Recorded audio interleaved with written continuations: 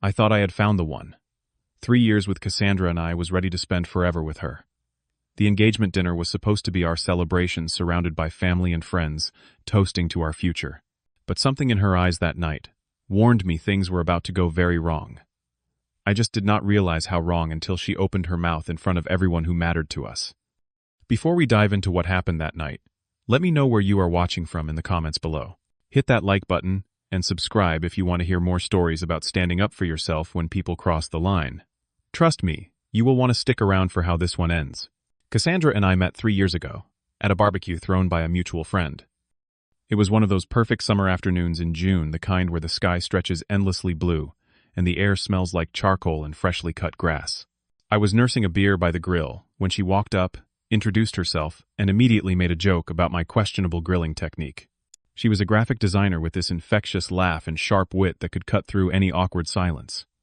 I worked as a civil engineer, spending my days calculating load distributions and reviewing construction plans. We were different in many ways, but somehow it worked. Those first months felt effortless.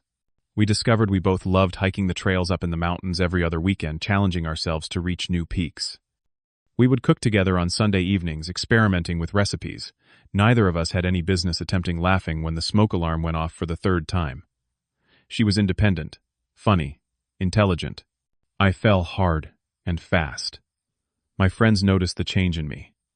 Kyle, my best friend since college, would joke that I had finally found someone who could tolerate my engineering obsession and terrible taste in action movies. 2.5 years in, I knew she was the person I wanted to build a life with. I planned the proposal for months, taking her back to the exact spot where we first met at that same friend's house during another summer barbecue. When I got down on one knee, she cried and said yes before I could even finish my speech. Everything felt right. Everything felt perfect.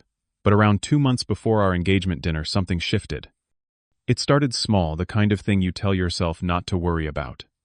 Cassandra began making comparisons to her ex-boyfriend Trevor. Little comments scattered through conversations. Trevor used to handle things this way. Or my ex was more assertive about making plans. I would brush it off, thinking maybe wedding stress was getting to her. Planning a future together can bring up old memories and insecurities, right? That is what I told myself anyway.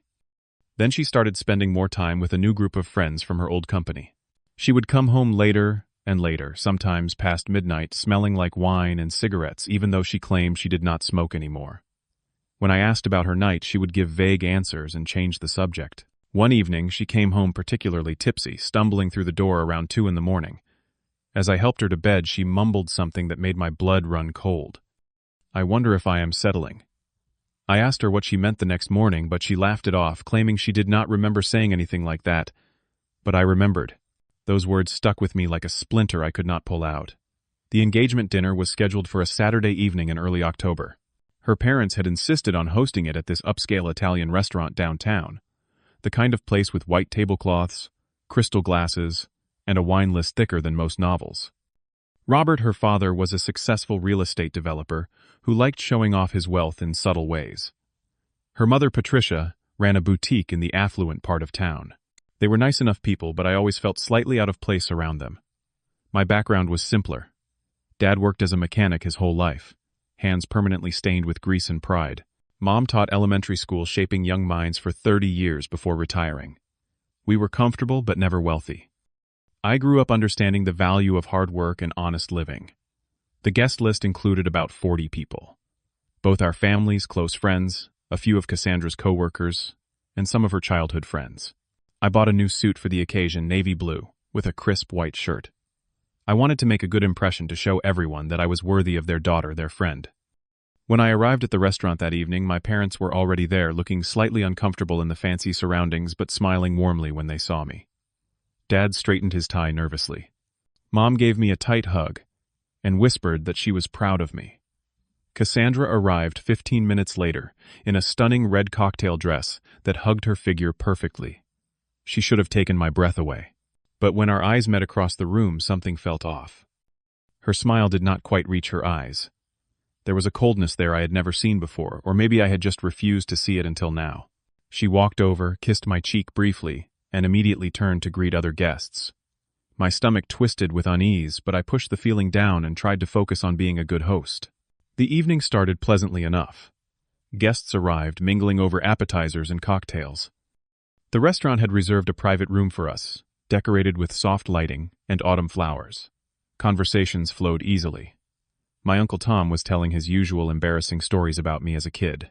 Kyle arrived and immediately came over to check on me, sensing my tension even though I tried to hide it. My parents sat quietly at one end of the table, clearly feeling out of their element but doing their best to engage with Cassandra's more affluent relatives. Cassandra moved through the room with a wine glass that seemed perpetually full. I noticed she was drinking faster than usual, refilling before the glass was even half empty. She introduced me to some of her friends, but her tone lacked warmth. "This is Ignacio," she would say flatly, then immediately pivot to talking about something else. No stories about how we met, no affectionate details about our relationship. Just my name, and nothing more. Kyle pulled me aside near the bar. "Dude, is she okay? She seems off tonight." I did not have an answer for him. We all took our seats as the first course was served.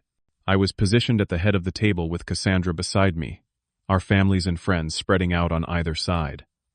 The appetizer was some kind of fancy bruschetta, with ingredients I could not pronounce. Everyone made polite conversation, asking about wedding plans and honeymoon ideas. Cassandra smiled and nodded, but contributed little. She just kept drinking. Then, as the waiter cleared our appetizer plates, she started talking. "You know what I love about Ignacio?" Her voice cut through the multiple conversations happening around us. The room quieted.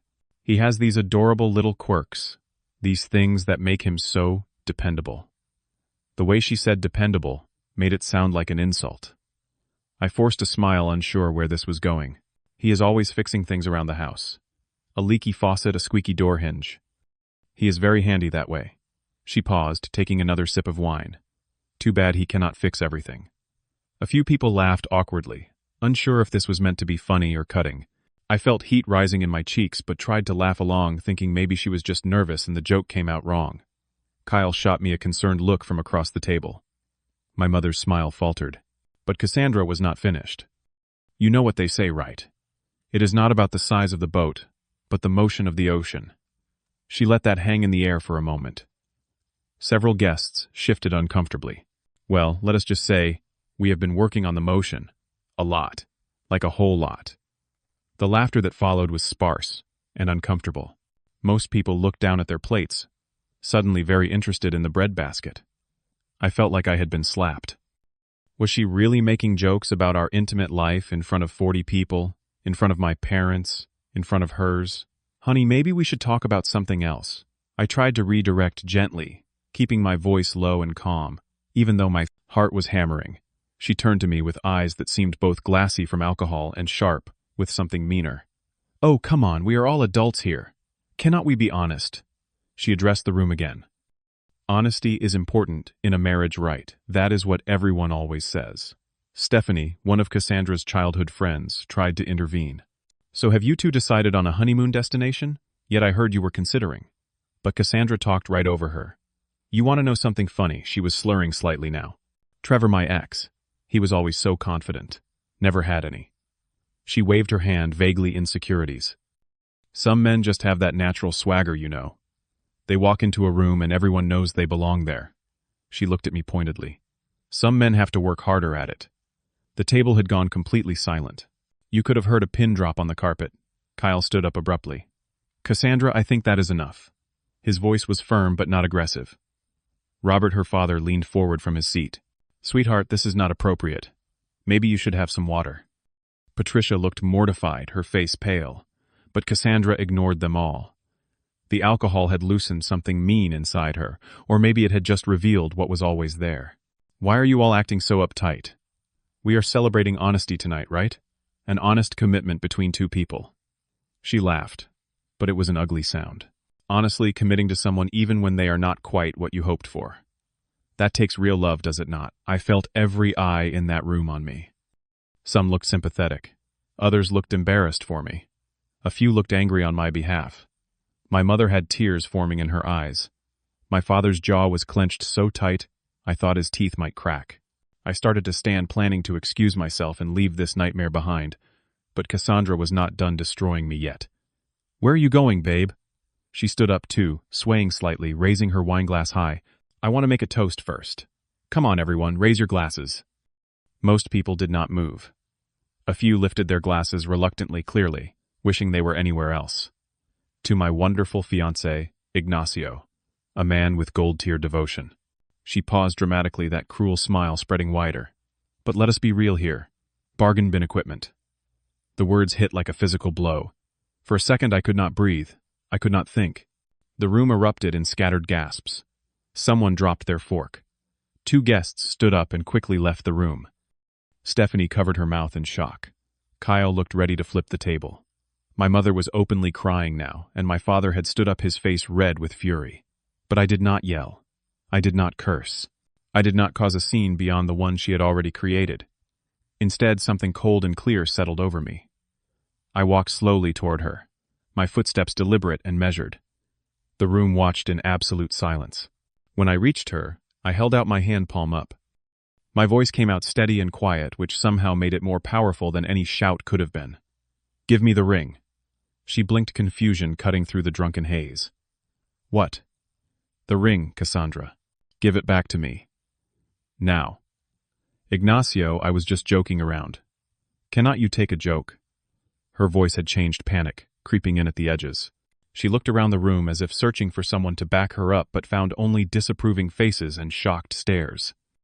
"This is not a joke," I said, keeping my eyes locked on hers. "You just humiliated me in front of everyone who matters to us. You disrespected me, insulted me, made a mockery of our relationship and everything we built together. So I am asking you one last time. Give me back the ring." Her hand trembled, as it moved to the engagement ring on her left hand. The 2-carat diamond I had saved for months to buy the ring I had nervously presented to her on that perfect summer day. She tried one more time. "Baby, I am sorry. I drank too much. I did not mean any of it. Can we just talk about this later?" But her words rang hollow. Whether she meant it or not did not matter anymore. She had crossed a line that could not be uncrossed. "The ring, Cassandra." She pulled it off slowly and dropped it into my palm. I closed my fist around it, feeling the cold metal and stone dig into my skin. Then I looked at her one final time. "We are done. Do not call me. Do not text me. Do not come to my apartment. Whatever we had, you just destroyed it in front of everyone." I turned to my parents.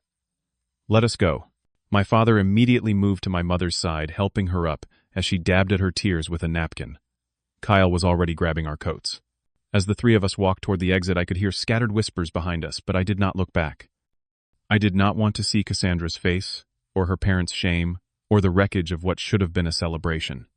I just wanted out of that room, out of that restaurant, out of that relationship. We left her standing there in her red dress, holding an empty wine glass surrounded by 40 witnesses to her cruelty. The next few days passed in a blur of numbness and relief mixed together in confusing measures. I returned to my apartment alone that night, the engagement ring sitting on my kitchen counter like an accusation. I stared at it for hours, replaying the evening over and over, wondering if I had somehow missed earlier warning signs that would have prepared me for such public humiliation. Kyle called within an hour of us leaving, checking to make sure I was all right. He told me that after we left, the dinner dissolved quickly. Most guests made awkward excuses and departed. Robert apparently had a quiet but intense conversation with Cassandra before they left. My parents called the next morning. Mom was still upset, angry on my behalf in that fierce, protective way mothers have. Dad just said he was proud. I stood up for myself with dignity. "You could have made a scene, but you handled it like a man," he told me. That takes real strength. Their support meant everything, but it did not erase the sting of betrayal. Cassandra started texting me on Monday.